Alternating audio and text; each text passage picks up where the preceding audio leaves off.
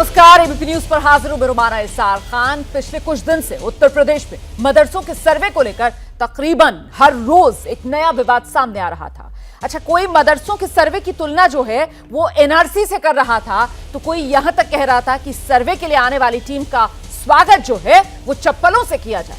लेकिन आज मुसलमानों की बड़ी धार्मिक और शैक्षणिक संस्था है दारुल उलूम देवबंद। दारुल उलूम देवबंद ने इस विवाद को लेकर एक नया रुख इख्तियार किया है और विरोधियों को संदेश देने की बड़ी कोशिश की है।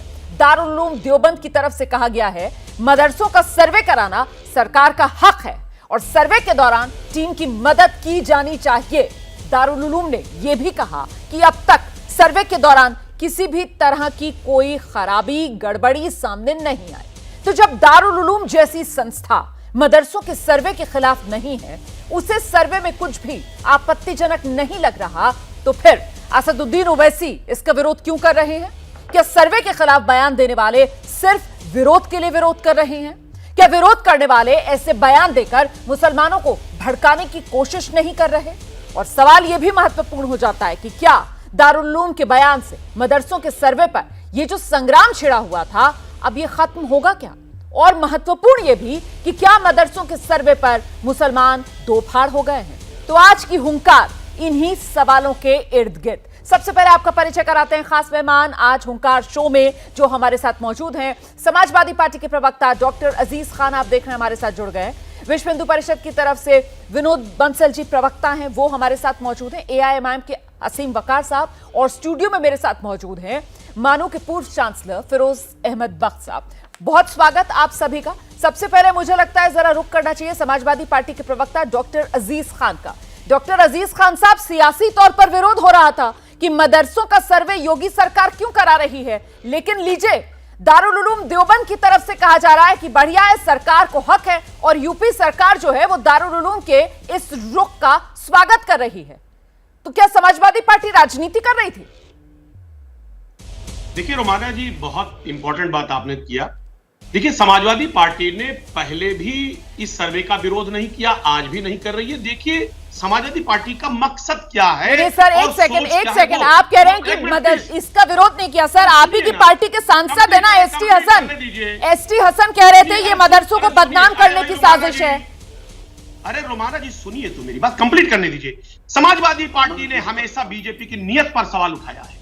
बीजेपी की नीयत नहीं ठीक रही है। बीजेपी ने कहा मैं इसका आधुनिकीकरण करूंगा, मॉडर्नाइज करूंगा। सच्चाई ये है कि इससे पहले जो मदरसे अप्रूव्ड रहे, अफिलिएटेड रहे, 560 मदरसे, उनको उनके टीचर्स को सैलरी तक नहीं दिया।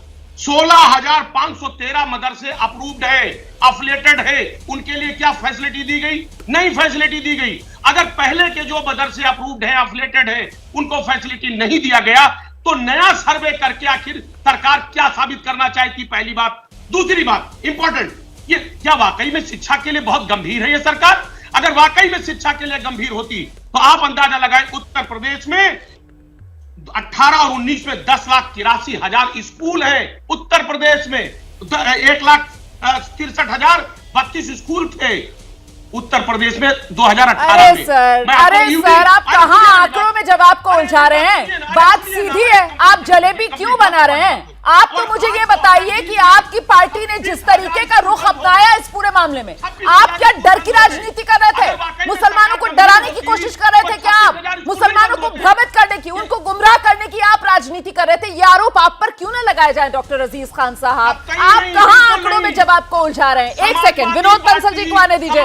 विनोद बंसल जी, समाजवादी पार्टी का रुख अभी तक जो मदरसे के सर्वे को लेकर रहा, उसके बाद आज जिस तरीके से दारुल उलूम देवबंद का पक्ष सामने आ गया है, अब जवाब देते मुझे लग नहीं रहा है कि बन पा रहा है समाजवादी पार्टी से। हालांकि वो ये कह रहे हैं कि साहब हमने सवाल जो है वो सर्वे पर नहीं बल्कि बीजेपी सरकार की नीयत पर खड़ा किया। सर आप क्या कहेंगे इस पर?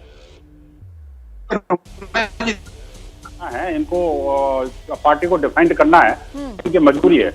लेकिन ये भूल जाते हैं कि इनके जो सांसद हैं, जो एसटी हसन साहब की बात कर रहे थे, आपने बड़ा सोफिस्टिकेटेड वे में उनके बयान को बताया।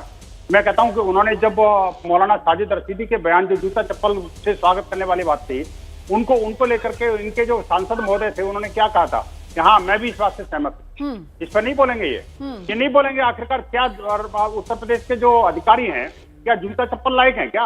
बोले अगर इनके अंदर हिम्मत है तो। ये पार्टी के प्रवक्ता महत्वपूर्ण बात कर रहे हैं सर आप। सरकारी काम में बाधा डालने के लिए जिस तरीके से उकसाने का काम किया जा रहा था, डर की राजनीति, भ्रम की राजनीति, और आगे असीम वकार साहब भी हमारे साथ मौजूद है। तो मदरसों के सर्वे पर संग्राम कब खत्म होगा, इसी को लेकर हम चर्चा कर रहे हैं। और आज सबसे बड़ी खबर ये कि दारुल उलूम देवबंद जो है उसकी तरफ से बयान आ गया है कि साहब सरकार का हक है सर्वे कराना। दरअसल ये महत्वपूर्ण इसलिए हो जाता है बयान क्योंकि अभी तक जो राजनीति है वो कहीं ना कहीं सरकार को ही कटघरे में खड़ा कर रही थी इस मदरसे के सर्वे को लेकर। सीधे आप रुख करते हैं, हमारे साथ AIMIM की तरफ से असीम वकार साहब मौजूद हैं। असीम वकार साहब, तो मतलब फिर तो अब ये तस्वीर बन रही है कि मुसलमान राजी और आपके नेता असदुद्दीन ओवैसी साहब खामखा में बन रहे थे काजी।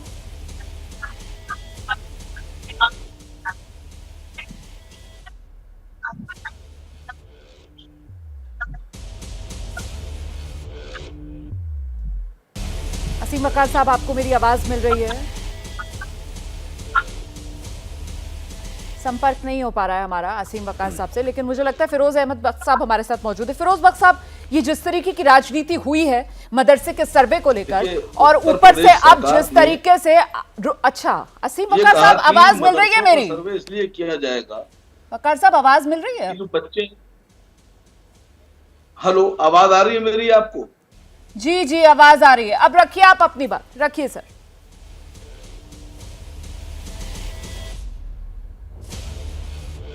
ये बहुत डिले है, शायद इसको हम बेहतर कराते हैं, दोबारा से असीम वकार साहब का रुख करेंगे, तब तक इसको ठीक करवाते हैं हम। आइए बख्श साहब, आइए।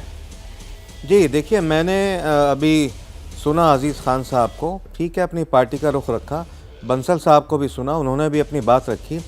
मसला क्या है, मदारिस को लेकर जब भी समाजवादी पार्टी या किसी विपक्षी पार्टी से कुछ पूछा जाता है तो ऐसा ही होता है। जैसे क्लासरूम में आप उनसे सवाल पूछो केमिस्ट्री का, जवाब वो देंगे हिस्ट्री का।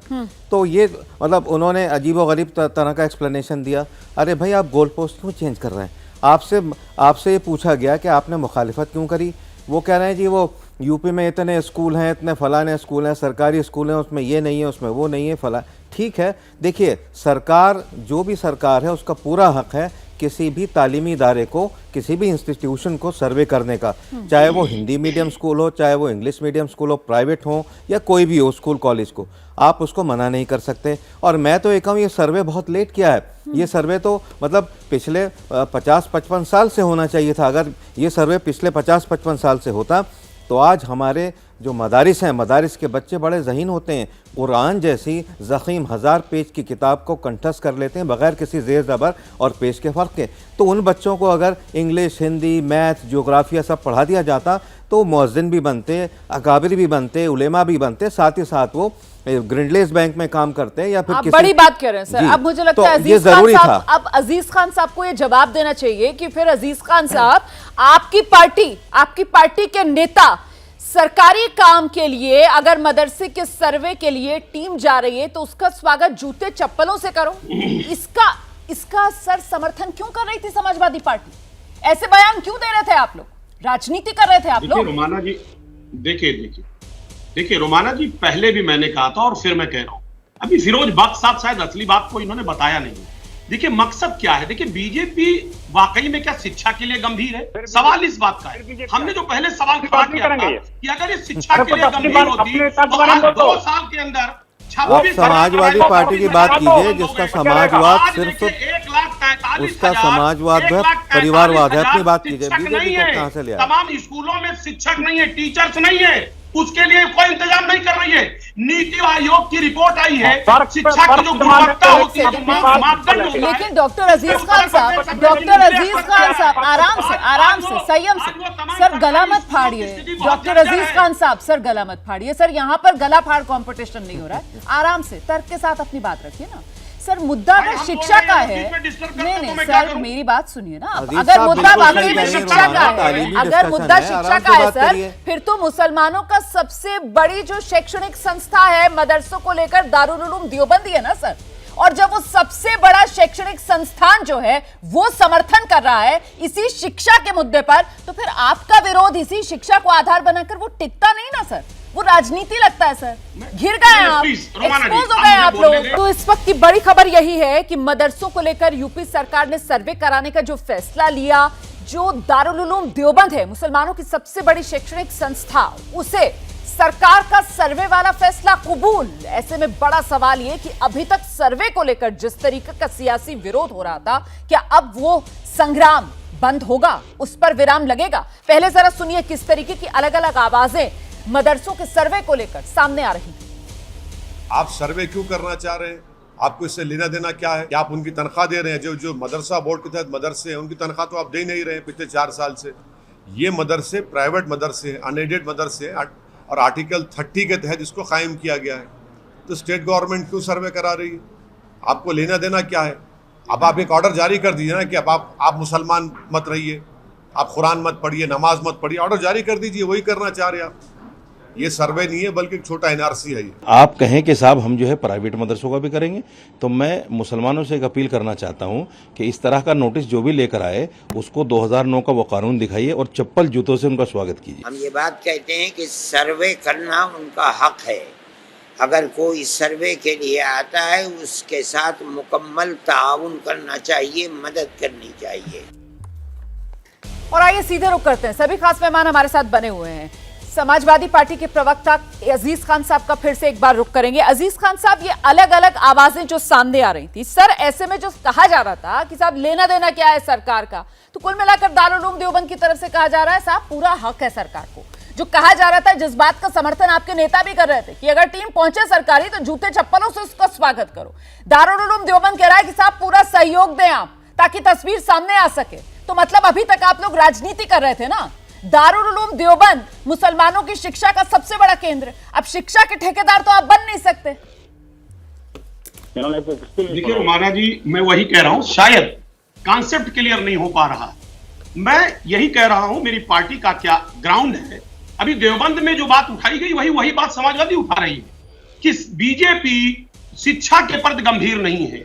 अगर वो गंभीर होती तो तमाम स्कूल बंद हो रहे हैं, उनमें टीचर्स मुहैया नहीं कर पा रही है। नहीं, और सर, सर्वे करके एक मिनट मेरी बात सुनिए। आपको पूरे सम्मान के साथ सर, मुझे लगता है कॉन्सेप्ट जो है ना वो समाजवादी पार्टी का क्लियर नहीं है मदरसों के सर्वे को लेकर। और सर मुझे बड़े अफसोस की बात है सर कि बिना कॉन्सेप्ट क्लियर हुई आप लोग इतनी मुखरता के साथ विरोध करने लगे। इसीलिए तो मैं कह रही थी ना कि आप लोग सिर्फ और सिर्फ डर की राजनीति कर रहे हैं। मैं राजनीतिक विश्लेषक राजीव तुली जी का रुख करूंगी, उसके बाद आपके पास ही आ रही हूँ। राजीव तुली जी, अब कहा जा रहा है कि साहब कॉन्सेप्ट क्लियर नहीं है। बिना कॉन्सेप्ट क्लियर हुए ही इतना विरोध कर दिया गया कि सर्वे की तुलना मिनी एनआरसी तक से कर दी गई सर। और अब जबकि दारुल उलूम देवबंद सामने आया है और सर्वे का समर्थन कर रहा है, तो फिर कितनों की राजनीतिक दुकानें आपको लगता है बंद होने वाली हैं? राजीव तुली जी। धन्यवाद रुमाना जी। देखिए, ये जितने भी लोग पैनल डिस्कशंस पर बैठ करके और राजनीतिक दलों के प्रवक्ता जो ये स्टेटमेंट्स दे रहे हैं कि सर्वे नहीं होना चाहिए, इनमें से कितनों के बच्चे इन मदरसों में पढ़ते हैं? देखिए, पसमानदा मुसलमान है जिनका बच्चा उन स्कूलों में, उन मदरसों में पढ़ता है और उसको एज अ टूल यूज किया जाता है, उसको रेडिकलाइज किया जाता है वहां मदरसों में रखकर।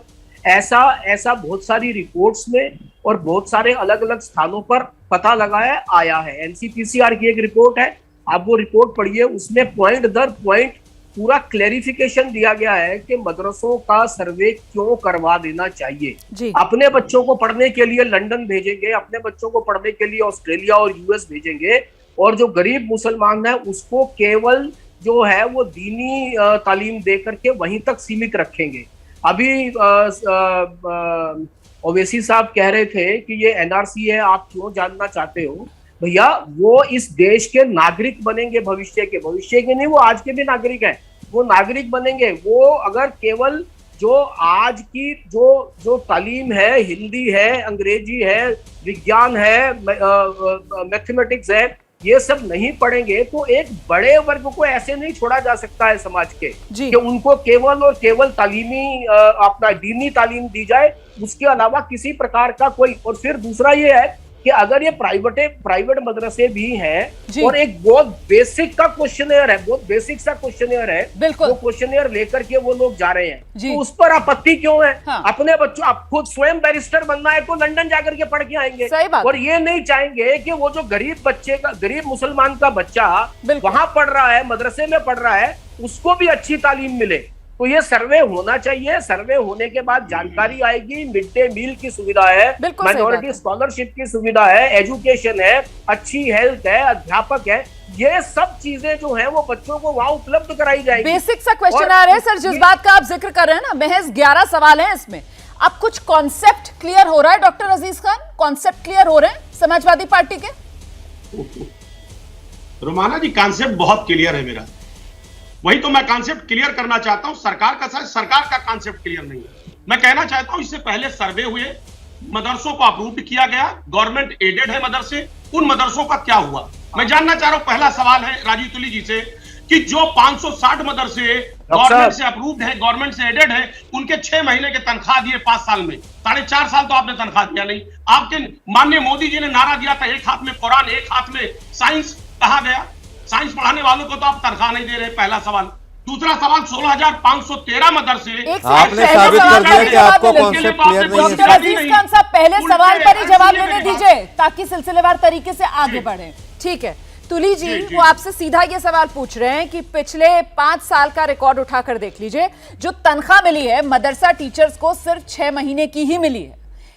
अब कई साल से उनको तनख्वाह नहीं मिल रही है। कितने मदरसा टीचर ऐसे, एबीपी न्यूज ने भी बाकायदा मदरसों में जाकर पड़ताल की, कितने मदरसा टीचर ऐसे सामने आए जो बताते हैं कि बच्चों को पढ़ाने के बाद किसी को ऑटो चलाना पड़ रहा है, किसी को कोई और काम करना पड़ रहा है ताकि उसके घर का खर्चा चल सके। ऐसे में जो विपक्ष है वो मुख्य तौर पर सरकार की घेराबंदी इस बात को लेकर कर रहा है कि साहब इनकी नीयत में खोट है, क्योंकि अगर शिक्षा को लेकर, मदरसों के हाल को लेकर ये वाकई में बेहतर करने की तरफ आगे बढ़ रहे होते तो फिर जो मान्यता प्राप्त मदरसे हैं उनका ये हालत ना होती, वहां पर टीचर्स की सैलरी नहीं रुकी होती। तुली जी, देखिए ये सैलरी सरकार ने क्यों दी, क्यों नहीं दी, सरकार बताएगी। मैं सरकार का प्रवक्ता बनकर के यहाँ नहीं बैठा हूँ। ठीक है।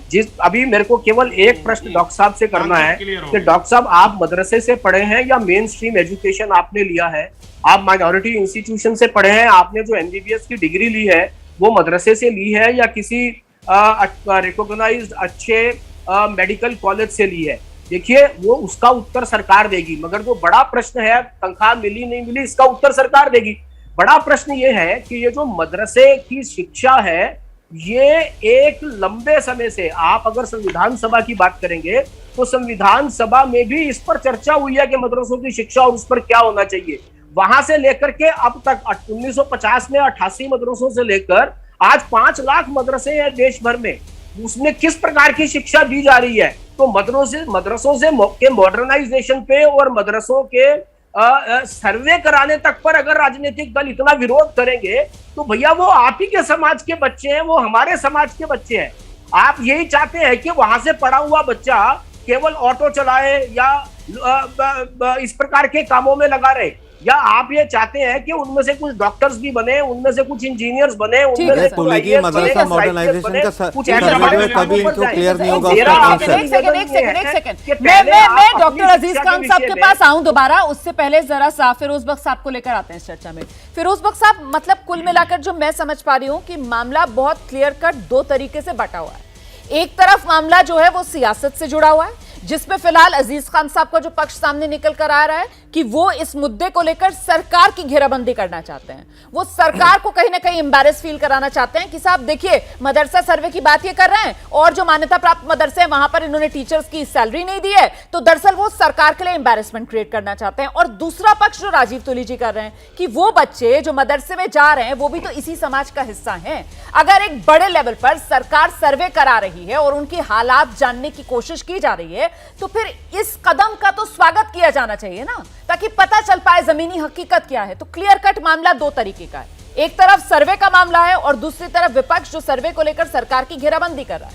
हाँ देखिए, ऐसा है रोमाना साहिबा कि मैं इससे पहले कि अजीज खान साहब का मैं जवाब दूं तुली साहब ने एक बड़ी इंपॉर्टेंट बात कही है, और वो ये कही है कि आज का ज़माना, ठीक है आप दीनी तालीम हासिल करें, उस पे किसी को एतराज़ नहीं है, ना बीजेपी को ना आरएसएस किसी को एतराज़ नहीं हो, कहते हैं आप कुरान पढ़िए, लेकिन वो ये भी कहते हैं आज का ज़माना इंफॉर्मेशन बूम का ज़माना है, नॉलेज इकोनॉमी का ज़माना है, तो बच्चे को इंग्लिश, हिंदी, उर्दू, रियाजी, जनाब अंग्रेज़ी, साइंस, जोग्राफिया सब कुछ आना चाहिए। जब तक बच्चे को ये चीज़ें नहीं आएंगी तब तक कुछ नहीं होगा। और एक बात और शुरू में बड़ा अच्छी आपने बात कही रुमाना, कि जब मुसलमानों को सर्वे कबूल, तो ओवैसी क्यों बोल रहे हैं फजूल, ये चीज़ें मुसलमानों को इनके क्लचिस से बाहर आना चाहिए, चाहे ओवैसी साहब हों या वो कोई जैसे प्रवक्ता साहब कह रहे हैं इनकी पार्टी, जो समाजवादी पार्टी का जो समाजवाद हमें क्लियर है, जो कॉन्सेप्ट हमें क्लियर है, मुझे पता नहीं डॉक्टर अजीज़ खान को क्लियर है नहीं है, वो सिर्फ वंशवाद परिवारवाद है। उनको चाहिए कि योगी सरकार की तारीफ करें, ये मदरसों को आगे बढ़ाना चाहती है। जिन मदरसों में अच्छी तालीम नहीं है, ये देखना चाहते हैं कहाँ पंखे हैं, लाइट नहीं है, सब अच्छा माहौल है, बच्चों को खाना पीना, कपड़े, किताबें सही मिल रहे हैं, नहीं, इनका मकसद ये है और कोई मकसद नहीं है। मैं जरा सा आपको रोकूंगी सर, इस वक्त एक और बेहद खास मेहमान हमारे साथ एबीपी न्यूज पर मौजूद हैं, मौलाना अरशद मदनी साहब, जो अध्यक्ष हैं जमीयत उलमाए हिंद की। मौलाना मदनी साहब, बहुत शुक्रिया एबीपी न्यूज के लिए वक्त निकालने के लिए। पहला सवाल तो मेरा आपसे ये है जी, मदनी साहब अस्सलाम वालेकुम, बहुत शुक्रिया एबीपी न्यूज के लिए वक्त निकालने के लिए। पहला सवाल मेरा आपसे ये है सर, कि जिस तरीके से सियासी आवाजें आ रही थी, सरकार ने जो सर्वे कराने का फैसला लिया उसके विरोध में आपका स्टैंड उससे बिल्कुल अलग, उससे बिल्कुल मुख्तलिफ नजर आ रहा है। आप कह रहे हैं कि सरकार को हक है और सर्वे कराने में हर सहूलियत दी जानी चाहिए सरकारी टीम को। इसके पीछे आपका नजरिया क्या है?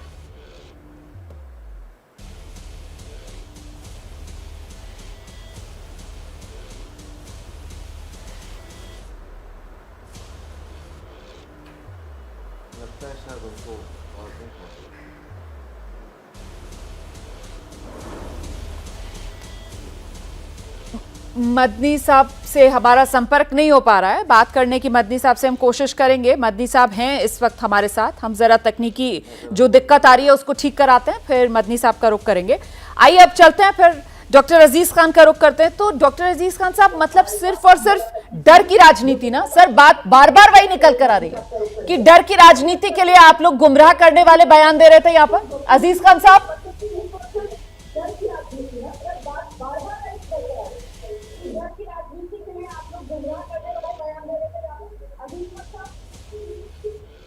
रुमाना जी, आपकी आवाज आ नहीं रही टेलीफोन पे, मैंने वैसे टेलीविजन से आपकी आवाज सुनी और मैं जवाब देना चाहूंगा। मेरी आवाज शायद जा रही होगी जी। मैं करीब करीब सवाल समझ चुका हूँ। दो तीन बातें हैं और बड़ी इंपॉर्टेंट है जो कि मैं बात जवाब देना चाहूंगा। एक तो फिरोज साहब का, उन्होंने कहा साहब सरकार को दीनी तालीम से कोई एतराज नहीं है, आपको एतराज होना भी नहीं चाहिए। इसलिए नहीं एतराज होना चाहिए क्योंकि संविधान ने हक दिया है, पहला सवाल।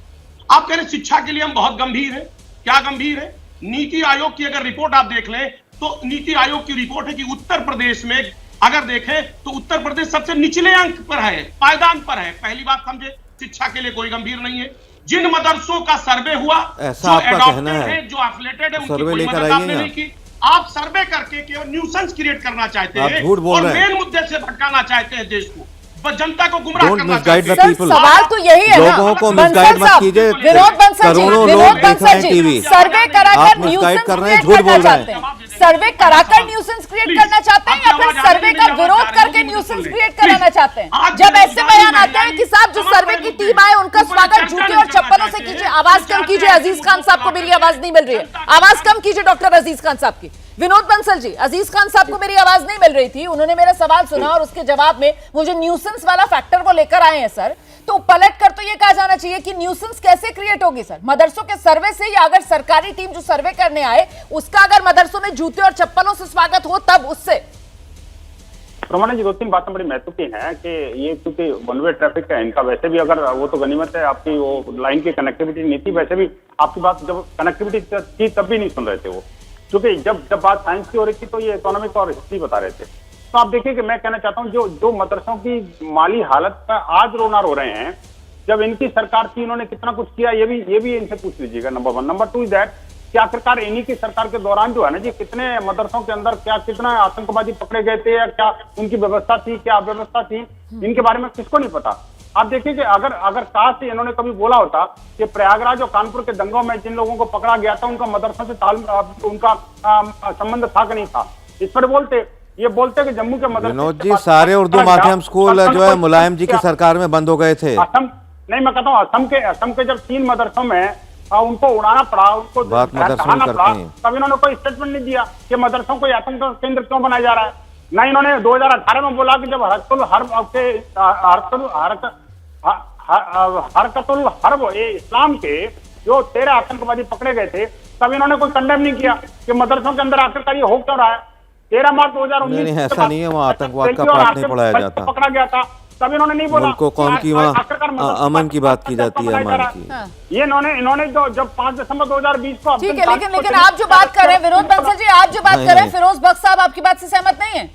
उनको ऐसा लग रहा है उनको ऐसा लग रहा है बख्श साहब को आपकी बात सुनकर कि आप मदरसों और आतंकवाद को पैरेलल नहीं रख रहे हैं सर, एक ही तराजू में रखकर तोड़ रहे हैं। विनोद भाई शायद अति कर रहे हैं। एक सेकंड फिरोज बख्श साहब की बात सुन लीजिए, सुनिए आप अपनी बात जारी सुनिए। विनोद भाई सुनिए, आप बड़े ज्ञानी ध्यानी हैं, मैं जानता हूँ आपको, आप मेरे दोस्त हैं, लेकिन मैं एक बात कह दूं, सुनिए। नहीं आप नहीं, मैंने आपकी बात सुन ली, मैं थोड़ा सा कहना चाहता हूँ। सुनिए विनोद भाई, एक मेरी बात सुन लीजिए, थोड़ा सा धैर्य से बात सुन लीजिए। आप मेरे भाई हैं, छोटे भाई हैं सिर्फ। हाँ, मैं बस एक बात ये अर्ज करना चाहूँगा आपसे। देखिए, हिंदुस्तान का जो मुसलमान है ना, वो देशभक्त है, वो संस्कारवादी है और हुब्बुल वतनी निस्फुल ईमान में यकीन रखता है, जो हदीस का एक कौल है, हम वतन के ऊपर मरने मिटने में। अच्छा, ये मैं एक बात और कह दूं, मदरसों में सरतन से जुदा की तालीम नहीं दी जाती। एक आध अगर हरकत ऐसी हो गई जैसे। मैं एक सेकंड दोबारा से रुक करूंगी, मौलाना अरशद मदनी साहब से बात करने की कोशिश करते हैं। मौलाना अरशद मदनी साहब, मेरी आवाज मिल रही है आपको?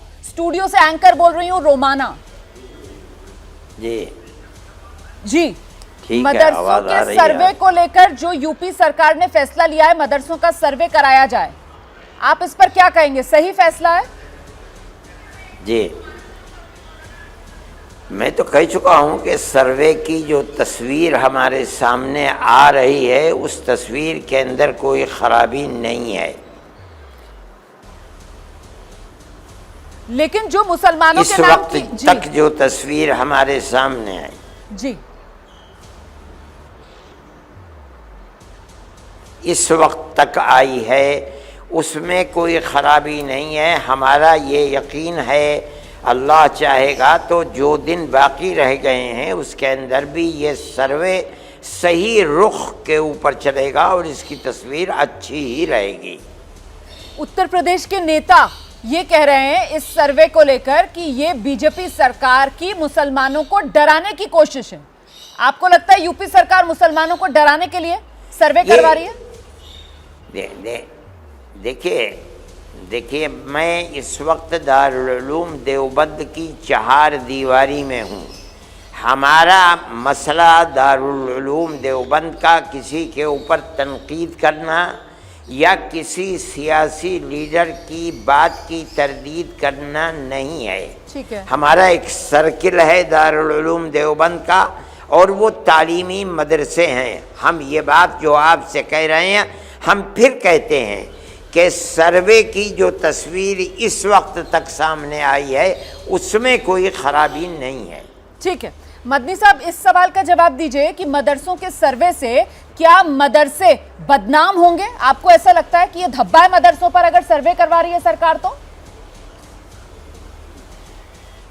अगर तस्वीर सर्वे की यही है जो अब तक आ रही है तो इसके अंदर कोई खराबी नहीं है और मदरसों की बदनामी नहीं होगी। अब तक आपके पास क्या तस्वीर आई है इस सर्वे की, ये भी बता दीजिए। वो आते हैं या आते नहीं हैं, बल्कि टेलीफोन पर बात करते हैं कि जो हमारे सवालात हैं आप उनके जवाब लिख करके दे दीजिए। ये भी कहते हैं कि और मदरसे वालों से जमा कर लीजिए और जमा करके आप हमारे पास भेज दीजिए और ख़त्म। ठीक है सर, तो इसके अंदर कोई खराबी नहीं है। ठीक है, बहुत से लोगों का ये कहना था कि जब टीम आए सर्वे करने वाली, जूते और चप्पलों से उसका स्वागत करो। नहीं, हम नहीं कहते हैं, हम नहीं कहते हैं। हम इस तस्वीर को देखकर ये कहते हैं कि उसका इस्तकबाल करो और सही जवाब लिख करके उनको दे दो। मतलब सर्वे के, मदरसों के सर्वे से मुसलमानों को डरने की कोई जरूरत नहीं है, क्योंकि नेताओं के बयान ऐसे आ रहे हैं कि उससे डर फैल रहा है। नहीं, मैं फिर वही बात कहता हूं, इस वक्त तक जो तस्वीर सर्वे की है, मैं कहता हूं मुसलमानों को इस सर्वे से डरने की कोई जरूरत नहीं है। इस वक्त तक की जो तस्वीर इस सर्वे की है, उसके बेसिस पर, उसके आधार पर आपको क्या सरकार की नीयत नजर आ रही है इस सर्वे के पीछे?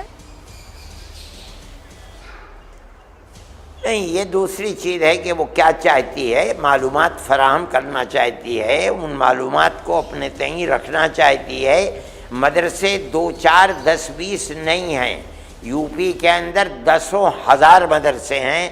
सरकार क्या चाहती है, मालूमात हासिल करना, सरकार उनकी गिनती चाहती है या ये मालूमात करनी चाहती है कि ये मदरसे किस तरह चलते हैं। लेकिन जो एक खौफ और डर समझा जाता था कि सर्वे होगा तो ये होगा, ये होगा, हम देख रहे हैं कि इस तस्वीर को जो पेश किया जा रहा है, सर्वे में कोई खराबी नहीं है। बहुत बहुत शुक्रिया एबीपी न्यूज के लिए वक्त निकालने के लिए। मौलाना अरशद मदनी को आप सुन रहे थे, जो कह रहे हैं खौफ और डर की जो तस्वीर पेश की जा रही थी, अभी तक जो सर्वे की रिपोर्ट सामने आ रही हैं उससे न डरने की बात है, न किसी तरीके की खौफ की बात है। इस सर्वे से ना तो जो मदरसे हैं वो बदनाम हो रहे हैं और ना ही मुसलमानों को कोई डराने की कोशिश नजर आ रही है। तो उत्तर प्रदेश में मदरसों के सर्वे को लेकर छिड़े सियासी संग्राम के बीच दारुल उलूम देवबंद की तरफ से बड़ा बयान सामने आया। आपसे कुछ देर पहले हमारे साथ अरशद मदनी साहब मौजूद थे और मौलाना मदनी की तरफ से साफ किया गया कि खौफ और डर की कोई बात नहीं है। हम सीधे रुख करते हैं एआईएमआईएम की तरफ से। हमारे साथ इस वक्त खास मेहमान अब्दुल मन्नान साहब मौजूद हैं। मतलब अब्दुल मन्नान साहब, अब जो दारुल उलूम देवबंद का रुख सामने आ रहा है, उसके बाद तो ऐसा लगता है सर कि आप लोग जो हैं वो मदरसा सर्वे के मामले में सिर्फ और सिर्फ बीजेपी सरकार को बदनाम करने की साजिश कर रहे थे, इसीलिए मिनी एनआरसी और डर और खौफ सब कुछ आप लोगों की तरफ से कहा गया। देखिए, मौलाना अरशद मदनी साहब एक बहुत बड़े मदरसे के जिम्मेदार हैं, उनका अपना ख्याल है जो कुछ जो कह रहे हैं, लेकिन हम इससे इत्तेफाक नहीं करते। और इसमें जो असदुद्दीन ओवैसी साहब ने कहा कि मिनी एनआरसी है, बिल्कुल सही कहा, क्योंकि एक तरफा जब कार्रवाई होगी और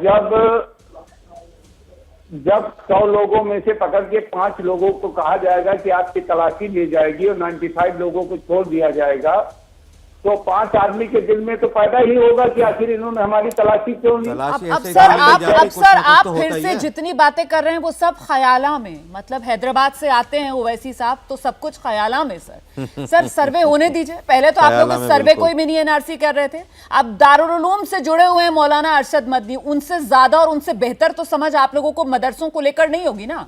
उनके पास जिस तरीके की रिपोर्ट्स आ रही हैं, वहां पर जो सम्मेलन हुआ है उसमें वो कह रहे हैं कि साहब बहुत ही सलीके के साथ, कायदे के साथ एक काम आगे बढ़ाया जा रहा है। अगर ऐसा काम हो रहा है सर, तो मुसलमानों के नाम पर ये राजनीति करना क्यों बंद नहीं कर देते? अगर अच्छा काम हो रहा है तो उसकी तारीफ कीजिए। अपनी सियासी रोटी सेकनी है सर, तो मुसलमानों को डराना है, उन्हें गुमराह करना है, यही आपकी राजनीति है। देखो, मुसलमानों को न डरने की जरूरत है न घबराने की जरूरत है, लेकिन अगर मुसलमानों को टारगेट करके हर बात में सिर्फ मुसलमानों के ही लिए सर्वे होगा। जवाब दे दिया, मुसलमानों को घबराने की जरूरत नहीं है, आपने जवाब दे दिया और टारगेट आप कर रहे हैं, डरा रहे हैं। एक मिनट, उन्हें बोलने दीजिए ना, उनकी बात तो सुनने दीजिए, क्या कह रहे हैं। मन्नान साहब, मैं आपसे ये कह रही हूं कि बार बार आप ये बात क्यों कह रहे हैं मुसलमानों को टारगेट किया जा रहा है? ये तो सरकार की मंशा पर आप जिस तरीके से सवाल खड़ा कर रहे हैं सर, उससे आपकी राजनीति बेनकाब होती है ना, कि आपकी मंशा सिर्फ बीजेपी की सरकार को टारगेट करना है। अपनी राजनीति चमकाने के लिए अगर मदरसों को लेकर सरकार कोई भी फैसला कर रही है, कोई अच्छा काम भी कर रही है, तो उस पर आप कैंची चलाना चाहते हैं। यही तो जानना चाह रही हूं मैं। वो काम जिसका स्वागत मौलाना मदनी कर रहे हैं, मौलाना मदनी तो स्वागत करके गए सर्वे का, आप उस पर कैंची चलवा रहे हैं, आप कह रहे हैं मुसलमानों को टारगेट किया जा रहा है, आप कह रहे हैं मिनी एनआरसी हो रहा है। क्यों कह रहे हैं सर, क्यों डर फैला रहे हैं, यही पूछ रही हूं। अब आप लोग चुप रहोगी, सुनोगी मेरी बात? कहिए। ऐसा है कि मौलाना मदनी साहब का अपना ख्याल है, वो एक मदरसे के, और मदरसे बहुत सारे हिंदुस्तान में, कोई देवबंद अकेला मदरसा नहीं है जिसके बारे में आप बात कर रहे हैं।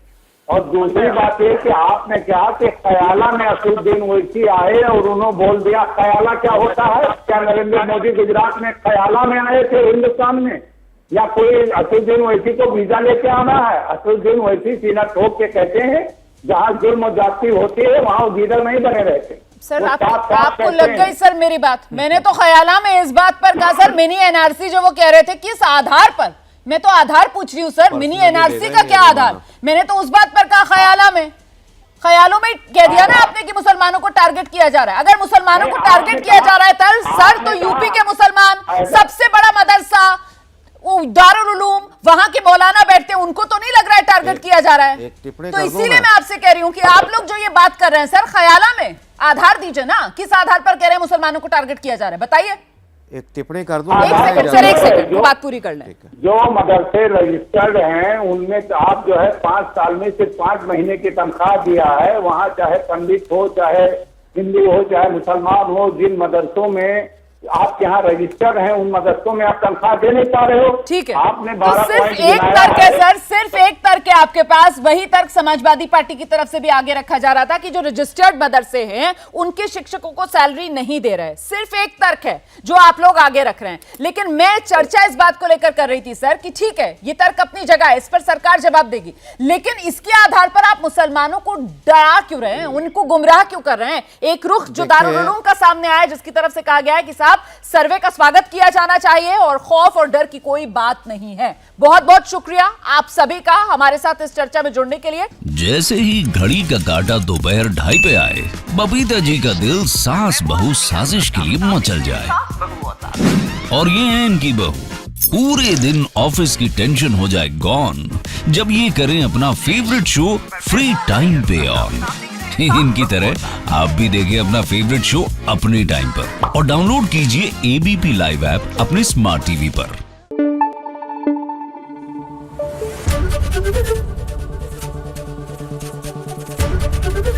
एबीपी न्यूज आपको रखे आगे।